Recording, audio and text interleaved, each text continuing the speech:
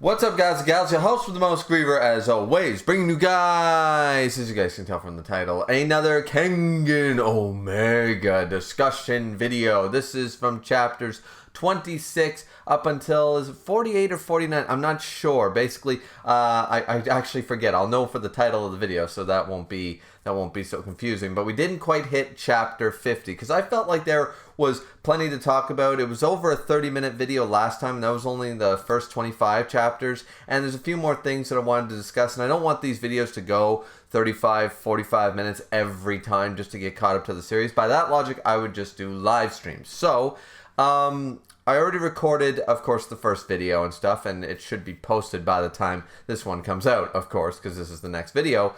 But yeah, so we ended up reading almost 25 chapters. I don't think quite that, but there's some things to talk about. Now, this time I'm trying to do it a little bit with new information being added on, like stuff that happens in chapter 26 that gets answered by chapter 31. I tried to add that to my bullet points here, just so that the video is a little more coherent, because when I was editing, I felt like I was I was going chronologically, but I was sort of answering some of my own questions as I sort of checked things off down the list. So this time I tried to make note of, oh yeah, I mentioned the murder case. I should probably bring up what happens back at the beginning, that kind of stuff. So anyways, so this will be the next part 2 discussion for Kengan Omega as we get caught up.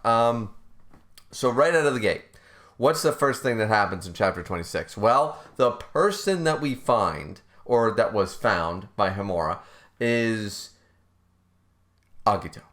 Kano Agito, the fifth Fang of Metsudo. He's found. He's one of the guys on the list. Now, you guys who definitely, of course you did, because you didn't watch this video without checking out all my live streams for Kengan Ashura. I know my community. You guys were all there. You guys know I'm not the hugest fan of the Fang. I've already got my Fang King named Agito, and I'll probably put a picture right here of who the true Fang King is. But that being said, that's beside the point, because Agito rubbed me the wrong way for a number of reasons. And those reasons were stated in the live stream. So I'm not going to go down old, forgotten trails. What I am going to do is say that surprisingly, upon read and then upon reread, this is a totally different character to me. He's already won me over right out of the gate. And what I like is that I don't think it's just me. Like, did Agito ever actually legitimately grin or smile, like, without looking demonic in the original series? Did he do that? Because this chapter in, he's already got expressions. He actually can move his eyes and eyebrows, not demonically, but in an actual situation. He can be shocked, and he can be, oh, hi, how are you? And actually smile, Apparently it takes less muscles to smile than it does to frown or something like that. So either way, I guess he's loosened up his face a little bit, because automatically, I can't deny, he was a little charismatic this chapter. I'm sort of on his side. I'm glad that he's in the fight against Purgatory. And that seems really strange to me, because I didn't really care for Agito almost the entirety of the original series. But it's even stated by Himura that you've changed. Like, in that chapter, 5 minutes after seeing him, he's like, Agito, you've changed quite a bit. And he's like, oh, have I? And I'm like, yeah, you have. Because not only do you ride in on a motorcycle like a boss, maybe it was the jumpsuit thing, the bodysuit, the latex that wasn't doing it for me. I don't know. But he looks more like a fleshed out character. He looks like taking a break from being the Fang and being dominating and being the stoic person did him a world of good for his own mental and physical health. Because when I saw him, I was pumped. When he was talking, I was pumped. I had no distaste in my mouth whatsoever. And I just really enjoyed the fact that the character is back. And here's the kicker right out of the gate. See, chapter 26 was a really good chapter. Chapter 26 was really good. And the fact of the matter is that when he hears, and we get all this information, so there's been 3 Fangs, 3 since Agito. Like, That's kind of stupid. That's kind of stupid. We don't even know who the seventh Fang was and who they were and why they're gone. Did they die? Were they not strong enough? Blah, blah, blah. Who knows? But because I feel like it was almost watered down, because the sixth Fang, who we'll meet later, and we will talk about the sixth Fang, which I don't buy this line. He's as strong as Kano Agito. No, he's not. No, he's not. I already know. This is set up beautifully for Agito to dominate this guy and be like, you weren't even a match for me before I fought in the Kengan Annihilation Tournament. You know, I didn't even need to perfect my martial arts formless shit. No, you know? So, I don't believe this dude is anywhere close. But the fact that Agito has this loyalty, he's not going to enter the tournament. He's basically like, you know what? That would, you know, it's bad for my mental health. You know, this is sort of like a recovering alcoholic in a way. Not 100%, of course, but it's sort of like that. You know what I mean? It's sort of like this idea that Agito getting out of the under the foot and getting out of the Kengan matches did him a world of good, and he's on the road to recovery in a way. Ironically, on a motorcycle traveling from place to place, definitely, you know, showcased here. And the thing that draws him back, he's not willing to fight. He's not this bloodthirsty demon or anything like that anymore. And it's because the sixth Fang betrayed Metsudo. And so Agito's like, stop talking. Just point me in the direction of the traitor who would dare betray the master. Still sees Katahara Metsudo as his master and owes him a debt of loyalty and pride in this regard. And it's just like, yeah, so he wasn't interested until he heard that the sixth Fang betrayed and went to Purgatory. Now he's like, I am going to crush that son of that wannabe Fang into dust. And I'm like, yeah, okay. I'm here for it. Let's go.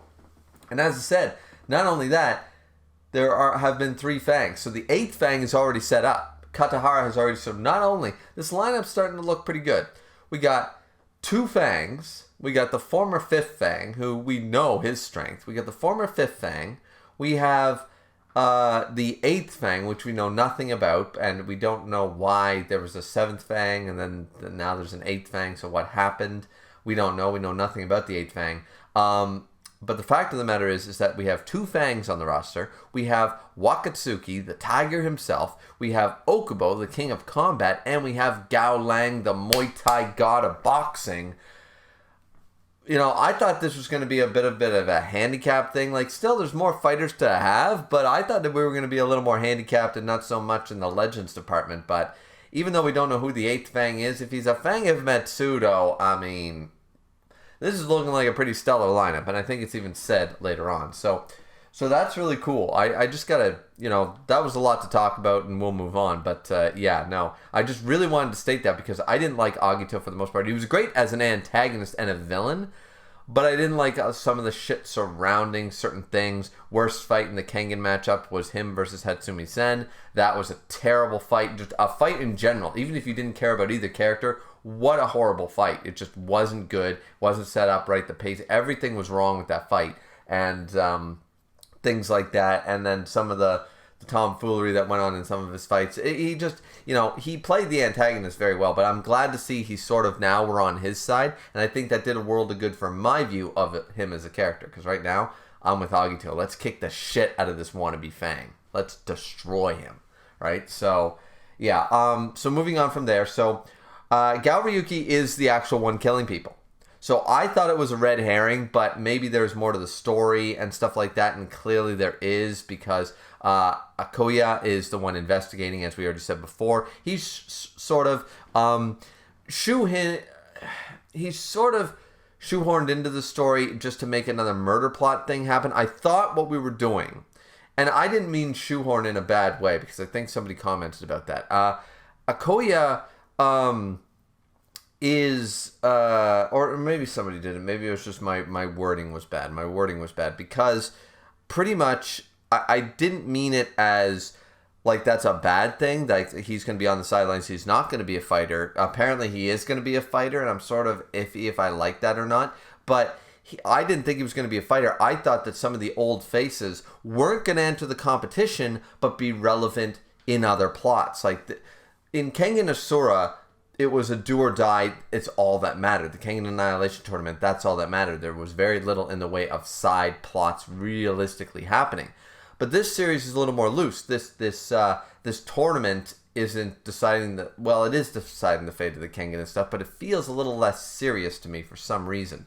So all these plots with the guys from the end of Kengan Asura, that Edward guy and the guy who says he's the true tiger vessel and all this crap, this entity called the Worm, we find that out. Like there's a lot of, and this murder subplot, like why is Ryuki murdering these people and stuff, and Akoya is on the case, so to speak.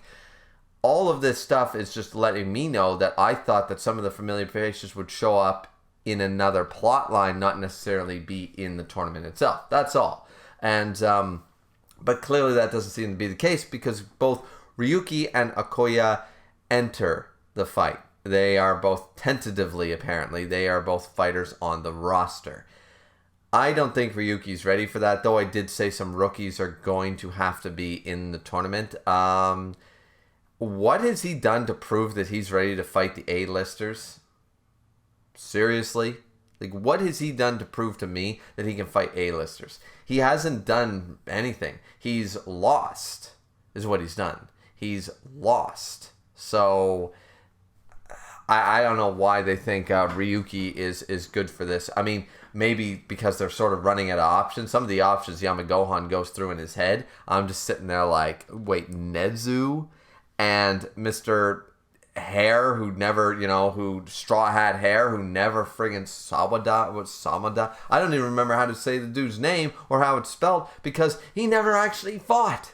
He never actually fought in the tournament. So the fuck, you know what I mean? So there definitely was that. But the murder plot thickens because apparently all the people so far that Ryuki has killed were all imposters. That's been found out and stuff like that. They were all apparently imposters of the people similar to that ghost guy, right?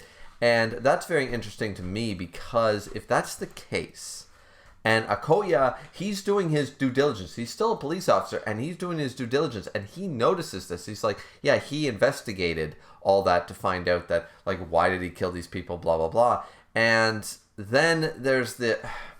Like, we're going to have to jump a little bit ahead, because Koga finds out about the killings, because one of the guys apparently is tracking him and finds out that he's not killing these random people. He's killing Kengan members who are also apparently imposters with this whole murder plotline thing. So something weird is going on. Koga finds him, brutally murdered one of the dudes that was tracing him, right? Or tracking him. And now Koga is completely against Ryuki. Now they sort of forming a friendship, and then it's sort of broken, and then it's coming back a little bit because of some situations that happen. But I'm initially with Koga's initial reaction, because Koga finds out about the killings, he hates it, and I'm with Koga on that, because it's not so much that he killed him. It's not like it was like, oh, he came at me with a knife, and, and he came at me with this taser, and blah, blah, blah, and I defended myself, and, my martial arts is the killing fist. I still have much to learn, and I didn't, I was scared, and I killed him, blah, blah, blah. No. The fact of the matter is that he's nonchalant attitude about it is part of the thing that bothers Koga the most, because he sees this scene, they go out to eat, he's totally unfazed by this, and then he does this whole thing, and this is the part I hate. So I don't like Ryuki. I don't like Gal Ryuki at all. Even if he's going to have some crazy redemption arc and all this stuff, which it apparently, they're trying to sell me on that stuff. I mean, I don't know if it's going to pan out that way. There's a lot of material left to read. But the fact of the matter is that he goes on this thing which he separates people. Oh, the people I killed, they aren't really people. No, they're ants. They're things that don't deserve to exist. So I just stomped the life out of them. Because don't worry, I didn't kill human beings. They aren't even truly human. Crazy Farm called. They need their chicken back. Because he's fucked. He's completely fucked in the head, right? And, Koga even calls him out. This is like, out of here, you psycho sort of idea. And I'm with that because I hate the whole he's judge, jury, executioner, but he's separated in his mind. It's not murder because they're not even worthy of being considered human. This is a very dangerous, very evil aspect. It's what has happened in the past, in the reality, in the real world. Certain people thinking that other people are subhuman or partial human or don't even deserve to be referred to as human, and certain atrocities take place as a result. So this attitude and stuff is very I'm not okay with it. I never liked these type of characters. Maybe a couple exceptions that I can't think of right offhand, but yeah, no. So not back in this attitude towards murder and killing at all. Always hated it. Always hated the guy who separates it in his mind because he's nuts. He's nuts. That's the only reason he's able to separate. He's not killing people. Otherwise, his mind would break. Or he killed too many people in the past when he was a kid or some shit like that. His grandfather probably made him butcher the family dog or some shit. And now he's totally gone psycho, so he's separated two parts of his brain so he could accept because his mind snapped or some shit. It'll probably be a horrific backstory. And then maybe I'll get behind him. But until then, until I know that he never had a choice and his mind broke a long time ago as a child, and that's why he's able to do this, then I'm still not liking it. I'm still not liking the character. So that happens. He ends up fighting Koga and stuff like that. But, you know, as I said, we're still going to jump around. I tried to put everything in order, but it's just not going to work out that way. So before that, yeah. So Koga is still doing what I said, though. He meets another masterclass fighter on the same level, apparently, as like Cosmo's master and stuff like that. He goes to this one of the biggest karate dojos, blah, blah, blah. The details don't really matter because it doesn't seem that important. Pretty much, he's training with Seki, he's training with Cosmo, he's training with Adam, he's training with his uncle, second cousin, twice removed, lovely singing voice, though, unique. You know, that kind of idea. Who's apparently a masterclass fighter of this karate dojo that he got kicked out from, blah, blah, blah. The details don't matter. The point of the fact is that Koga is training with multiple schools just like I thought. After he's done this, he graduated from Jose and Seki and Haro and their school. He's still training with the other two. Then he starts training with that dude, Kokuro, the guy that he initially kicked his ass and stuff like that. He starts training with him a little bit and that kind of idea. So he's going across multiple different schools. I don't know how many schools he's planning on because he does beef up. He does get a lot stronger by the time, you know, chapter 48, 49 rolls around. But I don't know exactly what's going to happen with the next couple of chapters because it looks like he might be in a little bit over his head. But yeah, is what it is. Yeah, so his uncle still kicks his ass and stuff, but now he's training with his Uncle Goji, whatever. Yeah, that part, Koga's training is fine, but I'm not super interested in it. I sort of I read it the first time and then I skimmed it for this because it's just like, I get it. He's training. He's training with familiar faces. He's training to learn to actually be a martial artist because right now he's basically a street brawler and a guy who apparently quit karate, you know, sort of idea. So, anyways, now the Purgatory rules. Let's talk for a minute about the Purgatory rules. Because I don't like them. I don't like the Purgatory rules. Because even though the fight between these two dudes, one guy with a mask and one whatever, they're watching a C-class battle at the point I'm talking about. And this is where we meet the Sixth Fang, who, alright, reject from a 1985 slasher film, clearly. You know, Michael Myers wants his fucking mask back. Dude's ugly as sin. I mean, that's a face that not even Jason Voorhees' mother would love. That thing got run over by a truck a couple of times, and then, just to add insult to injury, a bird shat on his face just to add the icing on top. That dude is one ugly-ass motherfucker, you know. The acid that happened to Deadpool and the Joker looks better than this shit. So, anyways, ugly-ass motherfuckers, the Sixth Fang. But fact of the matter is that Purgatory rules, the problem I have with them is they're not as intense. And this is where I think I got the feel, like I said near the beginning of the video, I don't have the same intensity that was the Kengan Annihilation tournament. I feel like this is not going to be all one or done. I don't feel like anybody's actually going to be in danger or die or anything bad's going to happen. You know what I mean? Like I don't feel that, because these Purgatory rules, like the no killing. I mean, I understand the Kengans generally like no, try not to kill your opponent, but if it happens, it happens. But this is a strict, makes it safer for the fighter. There's no killing, there's ring outs, there's knockdowns. What is this, an official? Like, here's my problem with it, is that it feels like some official MMA shit.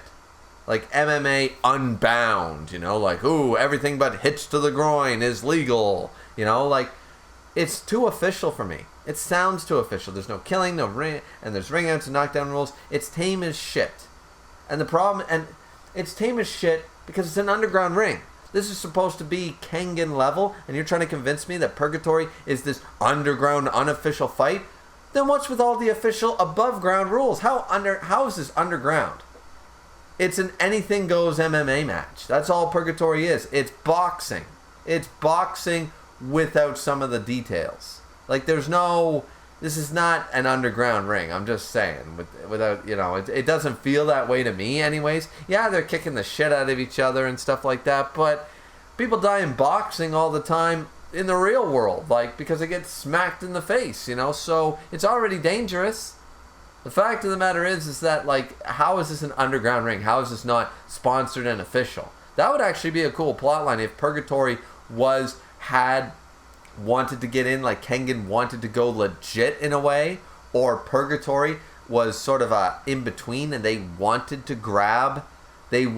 thrill of the Kengan matches or something like that, so they're willing to do this merger, sort of an unofficial thing to see if they can absorb the Kengan Association to become an official biggest thing in Asia, that kind of idea. That would actually be more intriguing, because right now it's sort of like, how are you guys even an underground ring? But that's just the way I feel. The other thing is that at first I thought that Jose, this is a note here, Jose might fight against us. He's an A-lister. He's awesome. He's one of my newer favorite characters. Like, so far out of the new characters, I like the dude that was fighting against Koga, Kokoro. I'm bad with names, guys, if I'm not reading them constantly. I like Jose, or Jose. I like Koga. Who else was there? Who else is new that I liked? I felt like there was a couple of new guys. I like Edward. I like Idemitsu, the head of Purgatory, because he seems to be like, don't, like, everyone play nice, you know, like, sort of idea. He doesn't seem like this big douchebag or anything like that. He seems like over the top, I get what I want, but he also seems to be like, hey.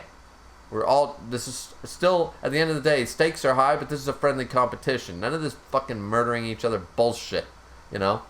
So I like him. I do like some of the new characters, for sure.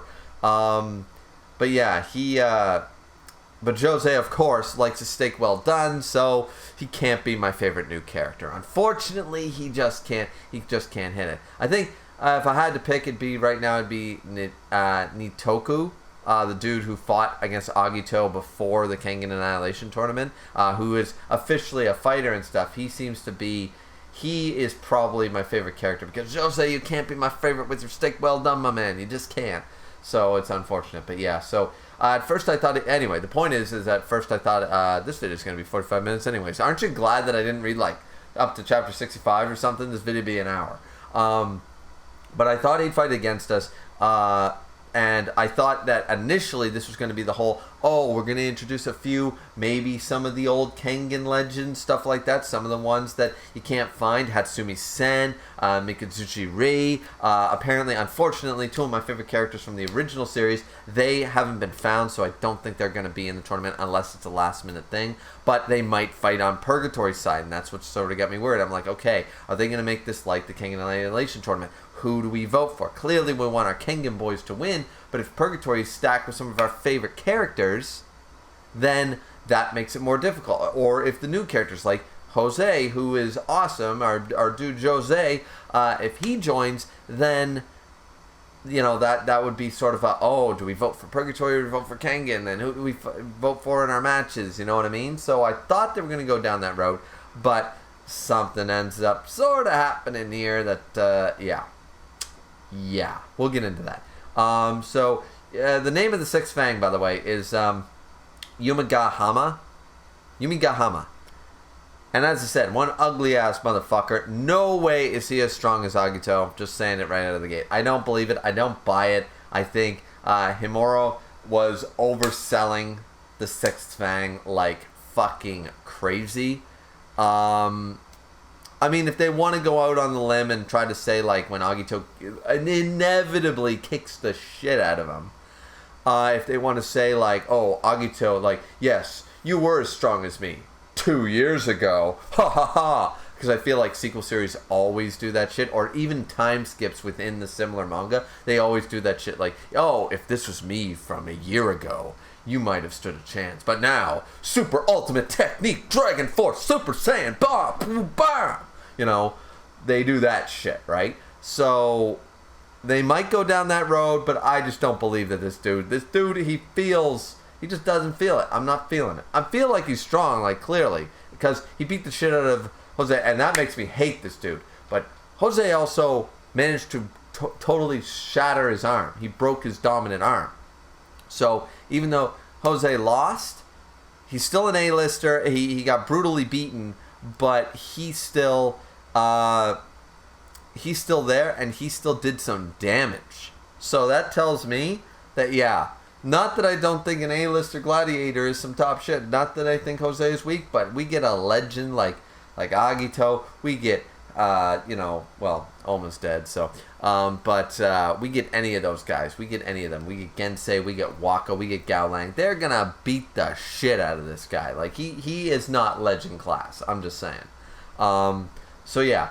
Then, so we already talked about Koga finding out about the killings. Let's see. Oh yeah, we see all the guys at the end of Asura, the mysterious tutor thing. He's a Nico style, Edward, all that stuff. So Edward wanted a spot, right? Edward Wu, he wanted a spot. So he's got a spot apparently. So Edward's going to be fighting. That's pretty cool. Because I want to see Mr. G.I. Joe in action. And then we have the mysterious man who's the true successor to the Nico style. So he's definitely in the tournament. So I wonder which character. I'm sure they'll be shrouded in mystery until their big match, right? So yeah, and I'm curious about the claim, because he sort of claimed that at the end of Asura. Is it the whole idea that Oma threatened that title, and now that Oma's dead, he could take the throne as the true successor of the Nico style? Maybe Tokita Nico had a second apprentice that he didn't tell Oma about, or an apprentice before Oma, something like that. Something went wrong. You know, that kind of classic thing. It happened in Kenshin. It happened in sort of happened in Dragon Ball. It happened in Karate Mukajoshi. It happened in History's Strongest Disciple. It happened in a lot of these, fighting martial arts manga series and swordsman series. So yeah, I can totally see this was Oma, you were Tokita Nico's second apprentice. I was the first and the true successor to the style. I can see that. So maybe that's the case. Who knows?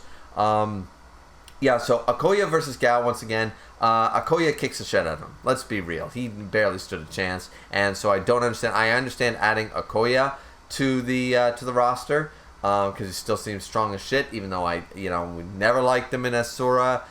He's still in that whole justice mode thing, and apparently he thinks that Gao Ryuki is going to join him on his quest for justice. So they sort of fit together, don't they? They're judge, jury, executioner. They think their way's the right way, and this isn't murder because it's their evil sort of idea. So they've got the same mentality. So I still don't know why Ryuki's added to the list. I really don't. And the Gao style is also shown for why it's not good for Kengan matches, because if you know it, it's not the Nico style. The Nico style, you would think that the predecessor, the original Gao style, would be the superior style. It's the best. It's the predecessor to the Nico style. The Nico style is clearly better, because Gao style is meant for cowardly strikes and attacks and surprises. But if you know it's coming, or you have reflexes, like Akoya, the Gao style sucks. So Himura wasn't wrong when he said Gao style is not suited for this type of shit, man. So there is that, right? So that's very interesting. Yes. So what's our other notes? Akoya thinks Gao is justice, blah, blah, blah. So now he's going to be a friend. And he had this really evil-looking baby face thing going on. And I was like, what the fuck kind of thing is that? That was weird. I made a note of that. So yeah, because of Jose being out, as we already talked about, Haro and Seki, even though they're really pissed and they just want to go kick the shit out of the Six Fang, Seki's not going to be in the tournament. That fucking sucks. I don't really care that Haro's not going to be in the tournament. I sort of was hoping that 2 years later he was going to slim down into his original form. You know, that would have been really cool. But because I feel like he'd be like way stronger if he was in his old form. That's just how it feels to me. But yeah, so Haro and Seki are not going to be joining for reasons and blah, blah, blah. And I'm just like, fuck, I wanted to see Seki fight. That sucks. So he's basically been demoted to, yeah, we had your fan service. Here's Seki. We know you guys like Seki. But he just trained Koga. That's basically all he did. Sorry. So that's unfortunate. And as I said, Rei's not there. Hatsumi's not there. They can't get Sao Pang. They can't get Fishing Santa Claus. This fucking sucks. Like, first off, at the beginning of this, chapter 26, 27, this roster seemed to be stacked. And I was like, alrighty, Two Fangs, Gao Lang, Wakatsuki. That sounds like a rap song, you know. But, yeah, Two Fangs, Gao Lang, Wakatsuki, let's go.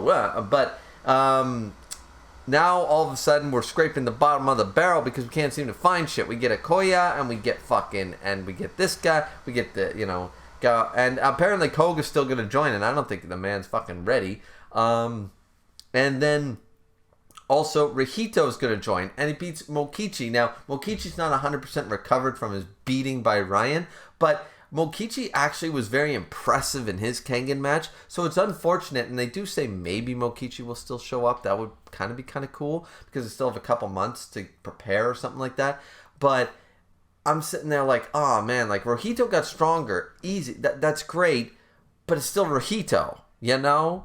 Like when I think of Legends of the Kengan Annihilation Tournament, I don't think of Haro, Nezu, and Rohito. Let's be real, right? So that's really unfortunate to me. Like I'm just like, oh no, I would have preferred Mokichi to be the one, but clearly he's not recovered yet. Rohito has gotten better and stronger.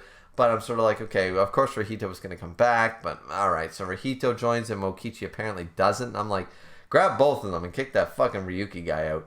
Gensai is apparently, we do get to see Kuroki Gensai, the winner of the Annihilation Tournament, but he's not going to participate. Clearly he sent Rohito. That totally slipped my mind. That Rohito, of course, would still be with Gensai and would be training. He apparently hasn't really taught him much of his style yet, but he has definitely gotten stronger and improved, according to Gensai. So, yeah, Gensai is not going to be involved, so that kind of sucks. But, once again, we can't stack that side too high, because Purgatory is still going to lose. It's pretty clear to me, Purgatory going to lose, but, yeah. So, and, yeah, here's where the last part of the plot. Thing. Oh, Mutaba. Mutaba might enter. Mutaba might be back. And I was like, yeah, where's my ladies' man? Where's the guy who makes us all men look inferior when it comes to the bedroom? And where's my guy? And it's Mutaba. Mutaba is actually back. We get to see him. If he joins, that's going to be amazing. That's going to be greatness. Mutaba, ladies and gentlemen. I can't wait. Can't wait to see my boy Mutaba again. So there's like, okay, so we're scraping a little bit of the bottom of the barrel when it comes to fighters, and then we're going to grab Mutaba, and I'm like, all right, let's do this. So yeah, now here's where, as I said, the plot gets a little crazy. So there's this organization called the Worm, right? And they're the ones with the tattoo. Ironically called the Worm, but it's Centipede. I know there's sort of a classification of worm or something, whatever. Point of the matter is that the Centipede tattoo has been all the people that apparently Gao Ryuki killed, and has been the symbol of this underground Chinese organization that's thousands of years old, and the Hidden Assassins. You know what it sounds like? It sounds like the League of Shadows from fucking Batman Begins, or the Batman comics, you know? It's Ra's al Ghul all over again. That's what this shit sounds like. So we're going comic book style with it. It's the League of Shadows. Okay. So the League of Shadows here has been around for thousands of years and, you know, created political parties winning and wars and ended wars and started wars and blah, blah, blah, okay? So they're apparently very invested in brain technology and stuff and cyber brains and all this weird shit. They talked to Bando and they got the cyber brain information from Yamagohan's eldest son and all this crazy stuff. Now, the thing is that Yamagohan believes what I believe, that Ryuki is somehow potentially could be Oma. He's got the same face and stuff like that. And I said, little brother thing, I'm not buying as much. In the last video, I said, Ryuki is Oma, who lost his memories and stuff. But now there's the plot thickens because he even believes it. Because he wants a DNA test. Why? Because Masaki, Meguro Masaki, now Hayami Masaki, is back. He's the fighter who beat the shit out of Kokoro, the guy that fought against Koga. He beat him up easily, apparently, and now he's going to enter under Hayami for position, of course, of assistant chairman or whatever, like whatever title Yamagohan holds right now in Kengan Association. That's what Hayami wants, and I'm like, all right. So if his fighter wins, blah blah blah, and he looks the exact same. And some things to note. Apparently, once again, the height is wrong, and they look younger. And even the crowd noticed it can't be him. It can't be the demon. It can't be Meguro Masaki because, number one, he's dead, just like Oma. And number two, so something weird is going on. So Yamagohan, in an act of desperation, and you know Yamagohan's feeling like I am, ladies and gentlemen. I already said this. I said this at the beginning.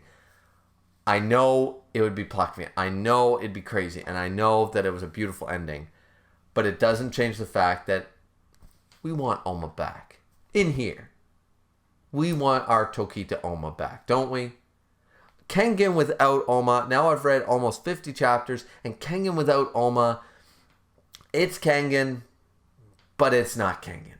Where's my guy? Where's Oma? You know, we know he's dead and stuff. So like Yamagohan, we're these crazy fans that are just out on this limb. And we're just sitting there going, I just want him back. Like, even though it's nuts, even though it's not possible, I'm going to DNA test to see if potentially this is Oma. You know, or even if he's blood related or something. Because something fishy is going on. You know, that's two of these clones, you know, these doppelgangers. So I'm with Yamagohan. I want it to be true. We want it to be true. And the fact that the worm, this Z, I don't know how to say him, ZG guy, Zaiji, he apparently sends some guys to, when they send her the DNA test, and Yamagohan knows this because that's why Zelda shows up and stuff, they swap it, they steal it. So he can't get the test. They steal Oma's hair. So, what does that tell me? That clearly something fishy is going on. If there was nothing funky about this whole thing, then why would they stop a simple DNA test between Gao Ryuki and Tokita Oma? Why would they be worried? Why would they care?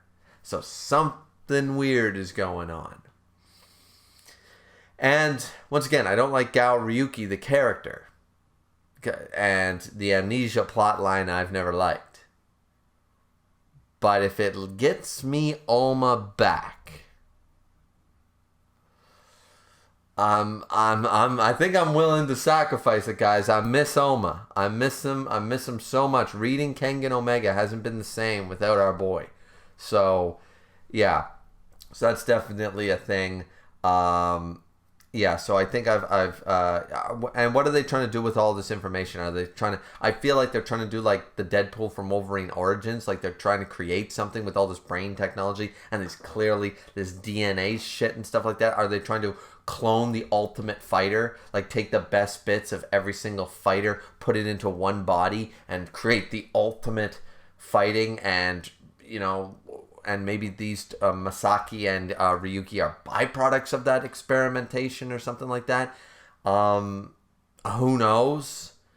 You know, like Ryuki doesn't know anything about Oma, so he's not claiming any bullshit to knowing Oma. But this Masaki, this Hayami Masaki, is claiming that Meguro Masaki was his brother, and he's like, "Oh, you knew my brother," and clearly knew him.